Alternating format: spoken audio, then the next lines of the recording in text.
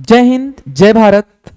जैसा कि आप लोग देख रहे हैं कि मैं हर एक सब्जेक्ट का चैप्टर वाइज इंपॉर्टेंट क्वेश्चन करवा रहा हूं आप लोगों को, यानी हम लोग इंपॉर्टेंट क्वेश्चन का डिस्कशन कर रहे हैं।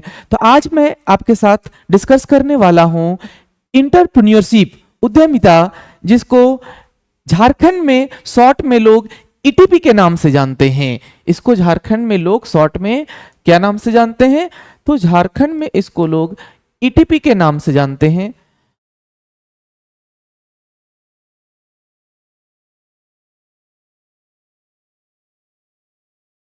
झारखंड में लोग इसको ईटीपी के नाम से जानते हैं और बिहार में इसी को लोग ईपीएस के नाम से जानते हैं।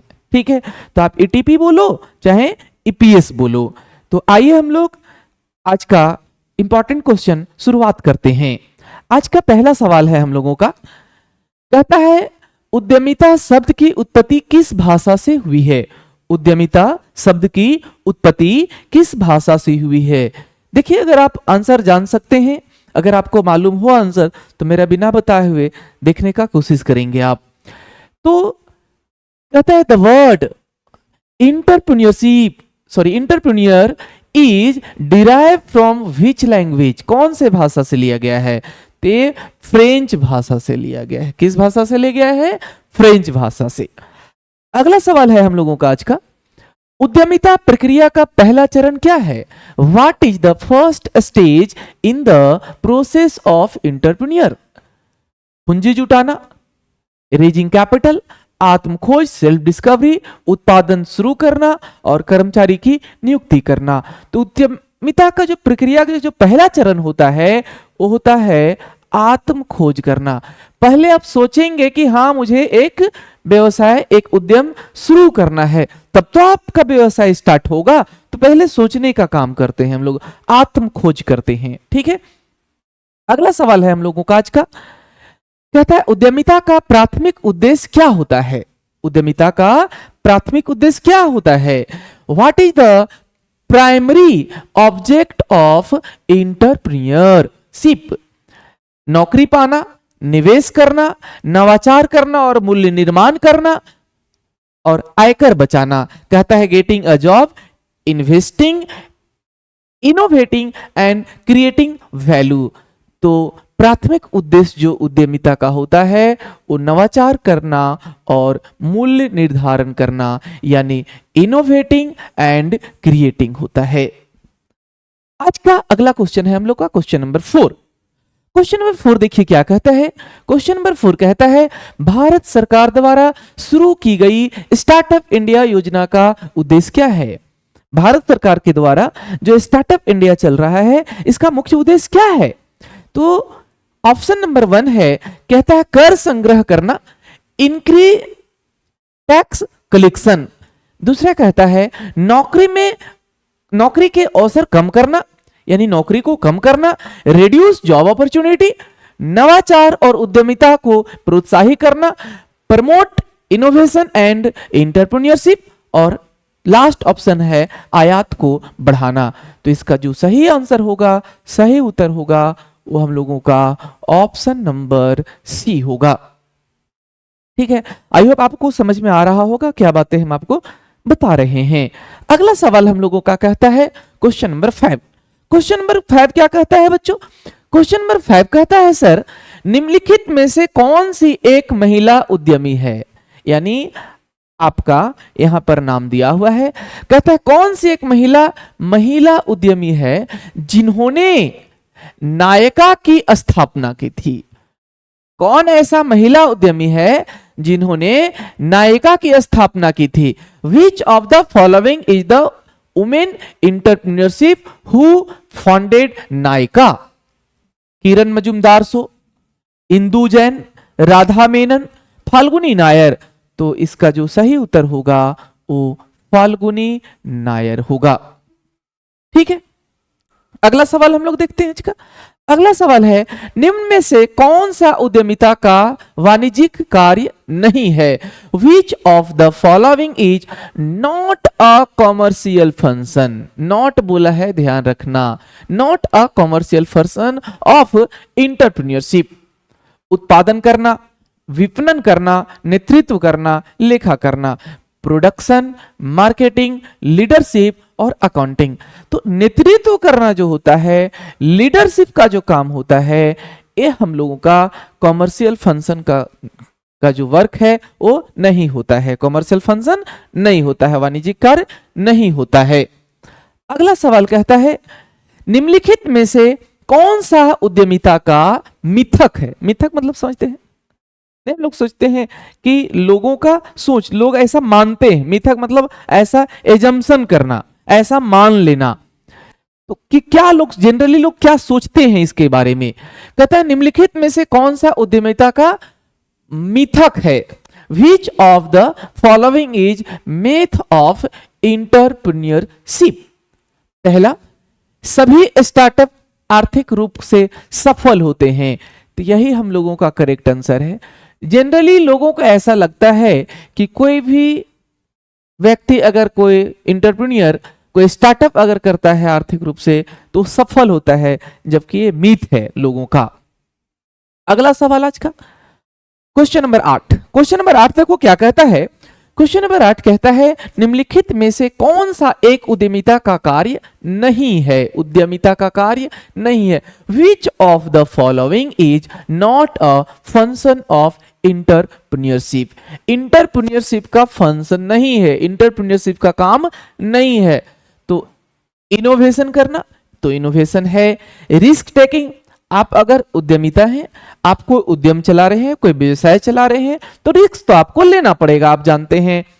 पर्यवेक्षण करना, सुपरवाइजिंग करना, नहीं। तो यही हम लोगों का करेक्ट आंसर होगा, supervising is a correct answer of this questions.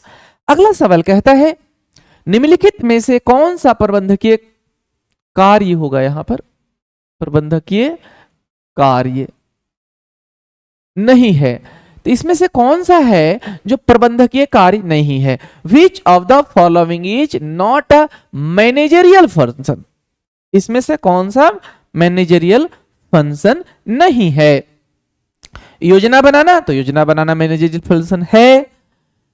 Directing यानी निर्देशन करना, ये भी मैनेजरियल फंक्शन है। नवाचार, नवाचार जो है ये मैनेजरियल फंक्शन नहीं है, मैनेजमेंट का काम नहीं है। समन्वय करना, हाँ समन्वय भी जो है, कोऑर्डिनेशन जो है, ये भी मैनेजमेंट का कार्य होता है। तो इसका जो हम लोगों का सही आंसर होगा वो नवाचार यानी इनोवेशन होगा। अगला सवाल देखेंगे हम लोग। अगला सवाल कहता है उद्यमिता का कौन सा पहलू राष्ट्र की रीढ़ मानी जाती है? Which aspect of entrepreneurship is considered the backbone of nation? Backbone of nation किसको माना गया है? बैकबोन ऑफ नेशन किसको माना गया है? ऑप्शन है आर्थिक विकास और रोजगार सृजन करना, economic development and employment generation, औपचारिक शिक्षा फॉर्मल एजुकेशन, ऋण प्रबंधन डेप्ट मैनेजमेंट, विपणन रणनीति मार्केटिंग स्ट्रेटजी। सोचिए और बिना आंसर मेरा बताए अगर आप जानते हैं तो कमेंट जरूर करेंगे इसका आंसर। कमेंट अगर आप करेंगे तो मेरे को समझ में आ जाएगा कि आप जानते थे इसका आंसर पहले से। इसका जो करेक्ट आंसर होगा वो ए नंबर होगा, आर्थिक विकास और रोजगार सृजन करना, यानी economic development and employment generation, ये इसका करेक्ट आंसर होगा। अगला क्वेश्चन कहता है उद्यमी की पूर्ति निर्भर करती है, उद्यमी की जो पूर्ति है वो किस पर निर्भर करती है? Supply of entrepreneur depends on the, किस पे डिपेंड करता है सप्लाई? लाभ की दर पर, रेट ऑफ द प्रॉफिट, व्यापक सामाजिक वातावरण, प्रिवलिंग सोशल क्लाइमेट, लाभ की दर एवं सामाजिक वातावरण। तो इसका जो सही आंसर है वो लाभ की दर और सामाजिक वातावरण, rate of profit and social climate जो है ये इसका सही उत्तर होगा। अगला क्वेश्चन देखो क्या कहता है। अगला क्वेश्चन कहता है बच्चों, अगला क्वेश्चन कहता है उद्यमी सुविचारित जोखिम वहन करता होते हैं, यह कथन किसका है? उद्यमी जो है वो सुविचारित जोखिम वहन करता है, यह कथन किसका है? किसने कहा है? Entrepreneur are calculated risk taker which statement is this, एक किसका स्टेटमेंट है? ई हेगन का, के गुप्ता जी का, मेरिडिथ तथा नेल्सन का, और या जेमा का? मेरिडिथ एंड नेल्सन का कथन है, तो ऑप्शन नंबर सी हम लोगों का करेक्ट आंसर होगा इसका। अगला क्वेश्चन कहता है व्यवसाय चातुर्य का खेल है जिसे प्रत्येक व्यक्ति नहीं खेल सकता। देखो तो कितना अच्छा कहता है व्यवसाय जो है वो चातुर्य का खेल है, इसको सभी व्यक्ति नहीं खेल सकता है। एक किसने कहा है? तो एक के गुप्ता जी बोले हैं, ए इमर्सन साहब बोलेंगे हैं, ए सुपीटर साहब बोले हैं, या जेम्स वर्नर साहब बोले हैं। तो ये जो है ये इमर्सन साहब के द्वारा बोला गया है। तो करेक्ट आंसर इसका क्या होगा? B number is a correct answer. अगला क्वेश्चन कहता है उद्यमी वह व्यक्ति अथवा व्यक्तियों का समूह है जो किसी नए उपक्रम की स्थापना के लिए उत्तरदायी होता है। यह परिभाषा किसने दी है? इंटरप्रेन्योर्स इज अ पर्सन और group of person responsible for the existence of a new industrial enterprises. The definition is given by, ये definition किसके द्वारा दिया गया है? ये definition किसके द्वारा दिया गया definition है? तो ये जो definition है ये जेम्स वर्नर के द्वारा दिया गया definition है। नेक्स्ट सवाल हम लोग देखेंगे आज का। कहता है निम्न में से कौन उद्यमी की विशेषता है? इसमें से कौन जो है वो उद्यमी की विशेषता है? Which of the following is a characteristics of an entrepreneur? Entrepreneur का कौन सा इसमें से विशेषता है? तो कहता है मैनेजरियल इंटरप्रेन्योर, प्रबंधकीय उद्यमी, स्वतंत्र प्रेमी, फ्रीडम लवर, गतिशील प्रतिनिधि, dynamic agent, all of these. तो इसका जो करेक्ट आंसर होगा वो ऑल ऑफ दीज होगा। ये तीनों विशेषता है हम लोगों का किसका? इंटरप्रेन्योर का। इंटरप्रेन्योर का ये तीनों विशेषता है, प्रबंधकीय उद्यमी भी है, स्वतंत्र प्रेमी भी है, गतिशील प्रतिनिधि भी है, ये डायनेमिक एजेंट भी होता है, डायनेमिक भी होता है, फ्रीडम भी होता है। अगर आप अपना व्यवसाय चला रहे हैं, अपना उद्यम चला रहे हैं, तो आपके पास फ्रीडम है, आपके पास आजादी है, और साथ साथ मैनेजरियल इंटरप्रेन्योर भी कहला होता है इसका विशेषता। अगला सवाल देखेंगे बच्चों। कहता है उद्यमी का प्रतिफल है is the reward to an entrepreneur. Entrepreneur का क्या रिवार्ड है? यानी अगर आप एक उद्यम चलाते हैं, आप एक व्यवसाय चलाते हैं, तो उसका क्या रिजल्ट मिलता है आपको? ठीक है, वही हम लोगों का क्या कहलाएगा? उसका रिजल्ट कहलाएगा। कहता है उससे रेंट मिलता है। अगर आप उद्यम चला रहे हैं तो क्या आपको रेंट मिलेगा? आपको व्यवसाय चला रहे हैं तो रेंट मिलता है? नहीं। ब्याज मिलेगा? नहीं। सैलरी मिलेगा? नहीं। ये चेतन नहीं, वेतन है बाबू। ये क्या है? वेतन। वेतन हिंदी में है, इधर देखो लिख रहे हैं हम वेतन, चेतन नहीं है। ठीक है, तो सैलरी मिलता है, लाभ मिलता है। तो उद्यमी का जो प्रतिफल होता है, अगर आप एक एंटरप्रेन्योर हैं तो आपको उसके बदले में क्या मिलता है? लाभ मिलता है, प्रॉफिट मिलता है। तो करेक्ट आंसर क्या होगा? ये लाभ हम लोगों का करेक्ट आंसर होगा। इसका तो आंसर सब लोग बता सकते हैं, आप सभी लोग। तो बताइए क्या आपको सेशन अच्छा लग रहा है? और अगर अच्छा लग रहा होगा तो वीडियो को जरूर आप लाइक करेंगे और अपने दोस्तों के साथ भी शेयर करेंगे अगर अच्छा लग रहा हो तो। और अगर अच्छा न लग रहा हो तो मुझे क्या सुधारना होगा, ठीक है, कैसे हम आपको पढ़ाएं कि आपको बेहतर लगेगा, ये भी आप मुझे सजेस्ट कर सकते हैं। अगला सवाल कहता है महिला उद्यमियों की समस्या निम्न में से कौन सी है? Which of the following is a problem of women entrepreneur? महिला के लिए, महिला अगर उद्यमी है, कोई महिला अगर व्यवसाय चला रही है तो उसके लिए क्या समस्या होगा? इसमें से कौन सा समस्या होता है उसको? तो पारिवारिक बंधन होता है। हाँ, महिलाओं को पारिवारिक बंधन भी होता है, रीति रिवाज से भी बंधे रहते हैं, यात्रा करने में भी उनको समस्या आता है। यानी ये तीनों समस्या है। तो इसका करेक्ट आंसर क्या होगा?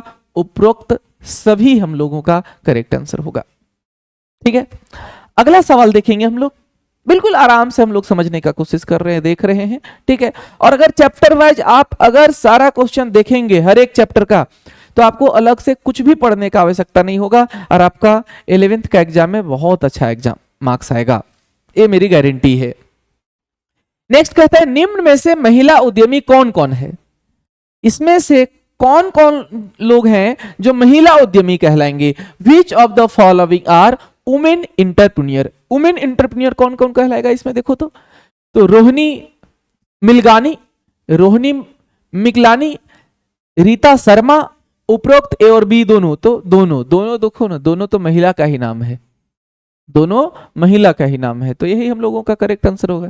ये सब क्वेश्चन का आंसर तो हम लोग बिना पढ़े भी लिख सकते हैं, ये बेसिक सा क्वेश्चन है। महिला उद्यमी बोला है तो महिला का जो नाम है वही महिला उद्यमी कहलाएगी। अगला क्वेश्चन कहता है महिला उद्यमियों की समस्या के उपचार। हाँ, महिलाओं को व्यवसाय करने में समस्या होता है, उसका क्या उपचार है? कहता है remedies for the problem of women entrepreneur. Women entrepreneur है, महिला अगर कोई उद्यमी है तो उसका जो समस्या होता है, उसका जो प्रॉब्लम है, उस प्रॉब्लम को कैसे खत्म किया जा सकता है? कहता है कच्चे माल की उचित आपूर्ति, power supply of proper supply of raw material, ब्याज की रियायती यानी कम दर में आप उनको ब्याज लोन दे दें, ए और बी दोनों, तो दोनों बोल सकते हैं। अगर उनको कच्चे माल सही से अगर मिल जाता है, आसानी से मिल जाता है, लोन अगर उनको कम रेट ऑफ इंटरेस्ट पे मिल जाता है, तो उनका जो समस्या है उसको दूर किया जा सकता है। तो ए हम लोगों का करेक्ट आंसर जो होगा वो ए और बी होगा।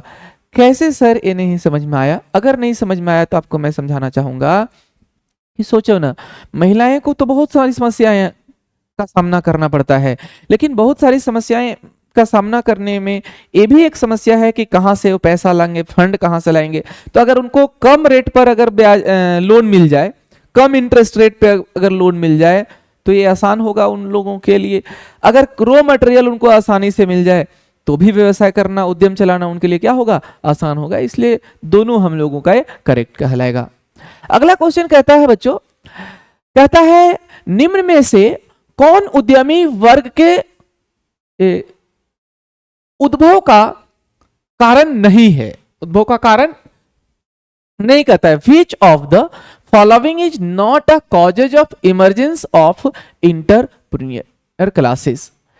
पारिवारिक पृष्ठभूमि, शिक्षा एवं तकनीकी ज्ञान, पेशेवर पृष्ठभूमि, परंपरागत अर्थव्यवस्था, family background, education and technical knowledge, पेशेवर यानी ऑक्यूपेशनल बैकग्राउंड। तो सोचो ना, अगर आपका पारिवारिक पृष्ठभूमि है, आपके परिवार में ऑलरेडी लोग कोई अगर इंटरप्रेन्योर है, तो आपको उद्यम बनना, इंटरप्रेन्योर बनना आसान होगा, उसमें समस्या आपको नहीं होगा। शिक्षा अगर आपके पास अच्छा है, नॉलेज अच्छा है, टेक्निक अच्छा है, तो भी आपको इंटरप्रेन्योर बनना ज्यादा मुश्किल नहीं हो सकता है। ऑक्यूपेशनल बैकग्राउंड अगर वैसा है, आपका पूरा फैमिली बैकग्राउंड ही वैसा चल रहा है, तो भी आपके लिए आसान होगा। लेकिन ट्रेडिशनल इकोनॉमी अगर बोलेंगे तो ये नहीं होगा। तो इसका जो करेक्ट आंसर जो होगा हम लोग का, वो डी नंबर हम लोगों का करेक्ट आंसर होगा। अगला सवाल देखो, अगला सवाल कहता है उद्यम का महत्व निम्न में से किस कारण से होता है? Out of which region the entrepreneur is important? रोजगार के अवसरों में वृद्धि, व्यवसायिक जोखिम उठाना, बड़े पैमाने पर उत्पादन, तो ये सब होता है। अगर आप एक इंटरप्रेन्योर हैं, आप एक व्यवसाय चला रहे हैं, तो उससे लोगों को रोजगार भी मिलेगा, उसमें आपको रिस्क भी लेना पड़ता है, और बड़े पैमाने पर आप क्या करेंगे? उत्पादन भी करेंगे। तो करेक्ट आंसर जो होगा वो क्या होगा? उपरोक्त सभी यानी ऑल ऑफ द एबव होगा। अगला क्वेश्चन, उद्यमी और प्रबंधक में निम्न में से किस आधार पर अंतर किया जा सकता है? On what basis entrepreneur and manager can be distinct? Entrepreneur अलग होता है और मैनेजर अलग होता है, ये कैसे आप बता पाएंगे? ये दोनों में अंतर है, ये किस बेसिस पे आप बता पाएंगे? तो काम के आधार पर, हाँ बिल्कुल, दोनों का काम अलग होता है। इंटरप्रेन्योर जो है, जो उद्योगपति है, वो रिस्क लेता है, लेकिन क्या मैनेजर जो है वो रिस्क लेगा? नहीं। तो कार्य के आधार पर हम लोग इसको डिफरेंशिएट कर सकते हैं, अंतर इसका कर सकते हैं किसके किसके बीच? इंटरप्रेन्योर और मैनेजर के बीच उसके काम के आधार पर अंतर हम लोग कर सकते हैं। उद्देश्य के आधार पर भी हम लोग दोनों का को अलग कर सकते हैं। जोखिम के आधार पर भी हम लोग दोनों में अंतर बता सकते हैं। इसका मतलब ये तीनों के आधार पर हम लोग दोनों के बीच में अंतर बता सकते हैं। इसलिए करेक्ट आंसर डी नंबर होगा हम लोगों का, on the basis of all of the above. सभी के बेसिस पे, तीनों के बेसिस पे हम लोग दोनों में अंतर बता सकते हैं। किसके किसके बीच? तो मैनेजर और इंटरप्रेन्योर के बीच। अगला सवाल देखेंगे, कहता है निम्न में कौन उद्यमी की विशेषता नहीं है? विशेषता नहीं पूछा है, ध्यान रखना। विच of the following is not a characteristics of entrepreneur? इसमें से कौन सा ऐसा विशेषता जो है वो इंटरप्रेन्योर का विशेषता नहीं है? इसमें से कौन सा ऐसा पॉइंट है जो इंटरप्रेन्योर का यानी उद्यमी का विशेषता नहीं है? तो सिंपल आप ऐसे ही पढ़ के देख सकते हैं। साधन प्रदान करने वाला इंटरप्रेन्योर जो है वो साधन प्रदान करता है, हाँ वो समाज को साधन देता है। अब उद्यम करेगा, कुछ चीज का उद्योग चलाएगा तो साधन तो देगा। नव प्रवर्तन इनोवेटर होता है वो, हाँ इनोवेटर भी होता है। जोखिम वहन करता है वो रिस्क बेयरर होता है, तो रिस्क बेयरर भी होता है, इनोवेटर भी होता है और प्रोवाइडर ऑफ रिसोर्सेस भी होता है। लेकिन कोऑर्डिनेशन का काम वो नहीं करता है, समन्वय काम वो नहीं करता है। समन्वय का कार्य कौन करता है? ये जो काम होता है ये बच्चों याद रखना, ये मैनेजर करता है। ये कौन करता है? मैनेजर का काम होता है कोऑर्डिनेशन करना। इंटरप्रेन्योर का काम कोऑर्डिनेशन करना नहीं होता है। सारे कर्मचारियों के बीच कोऑर्डिनेशन बना रहे, समन्वय बना रहे, सारे लोग आपस में मिलजुल करके काम करें, ये काम देखना मैनेजर का होता है। ये मैनेजर का वर्क होता है, इंटरप्रेन्योर का वर्क नहीं होता है। अगला सवाल, निम्न में से कौन सा उद्यमी का गुण है? यानी इसमें से कौन सा जो है वो गुण है? पिछला क्वेश्चन क्या बोला था कि कौन सा नहीं है विशेषता, इसमें बोला है इसमें से कौन सा गुण है, इसमें से कौन सा ऐसा पॉइंट है जो इंटरप्रेन्योर का क्वालिटी कहलाएगा। कहता which of the following a quality of an entrepreneur? उद्यमी का जो है गुण है, इसमें से कौन सा है? तो उद्यमी जो होता है, इंटरप्रेन्योर जो होता है वो रिस्क बियर करता है बाबू। रिस्क बियरिंग कैपेसिटी होता है उसके पास, टेक्निकल स्किल भी होता है उसके पास। बिना टेक्निकल स्किल का उद्यम नहीं चला सकता है वो। कुशल नियोजन की योग्यता, ability of better planning, planning भी अच्छा करने का योग्यता होता है उसके पास। तो ये भी करेक्ट आंसर, ये भी करेक्ट, ये भी करेक्ट। तो सही जो हम लोग का यहां पर हो जाएगा वो क्या हो जाएगा? ऑल ऑफ द एबव होगा। ठीक है, अगला सवाल देखो, निम्न में से कार्य के आधार पर उद्यमी कौन होते हैं? काम के आधार पर किसको आप इंटरप्रेन्योर बोल सकते हैं? प्रारूप प्रवर्धक उद्यमी, उत्पादक उद्यमी, स्वनियुक्त उद्यमी, उपरोक्त सभी, pattern multiplier entrepreneur, productive entrepreneur, self employed entrepreneur या ऑल ऑफ द एबव। कहता है निम्न में से कार्य के आधार पर उद्यमी कौन होते हैं? काम के अनुसार इसमें से आप किसको उद्यमी मानेंगे? तो सोच के देखिए तो आप किसको उद्यमी मान सकते हैं? तो ये हम लोग का प्रारूप प्रवर्धक उद्यमी भी हो सकता है, पैटर्न मल्टीप्लायर भी हो सकता है, उत्पादक भी हो सकता है, स्वनियुक्त यानी खुद से सेल्फ एम्प्लॉयड अगर इंटरप्रेन्योर है तो भी हो सकता है। तो इसका भी करेक्ट आंसर हम लोग का डी नंबर हो जाएगा, ऑल ऑफ द एबव हो जाएगा। अगला क्वेश्चन देखो, ये लास्ट क्वेश्चन है हम लोग का आज का। कहता उद्यमिता का कौन सा लाभ उसे अन्य पेशों से अलग करता है? विच benefit differentiate entrepreneurship from other profession? दूसरा प्रोफेशन से कौन सा जो है इसको अलग करता है इंटरप्रेन्योर को? तो fix salary, freedom and creativity, low risk, तो लो रिस्क होता है इसमें नहीं। सैलरी फिक्स होता है इंटरप्रेन्योर का नहीं। तो करेक्ट आंसर क्या होगा? हम अच्छा, कम समय की आवश्यकता होता है नहीं। तो इसका करेक्ट आंसर होता है स्वतंत्रता, फ्रीडम। आप अगर अपना व्यवसाय चला रहे हैं, अपना उद्यम चला रहे हैं तो आपके पास आजादी होगा किसी भी काम को करने का, किसी भी निर्णय को लेने के लिए आपके पास आजादी होगा। तो ये हम लोग का करेक्ट आंसर होगा। तो ये आज का हम लोग का कुछ इंपॉर्टेंट क्वेश्चन था चैप्टर 1 के लिए। फिर हम लोग मिलेंगे अगले चैप्टर के लिए और अगले सब्जेक्ट के लिए। धन्यवाद। तब तक आप लोग अच्छे रहें, खुश रहें, स्वस्थ रहें। तब तक के लिए धन्यवाद।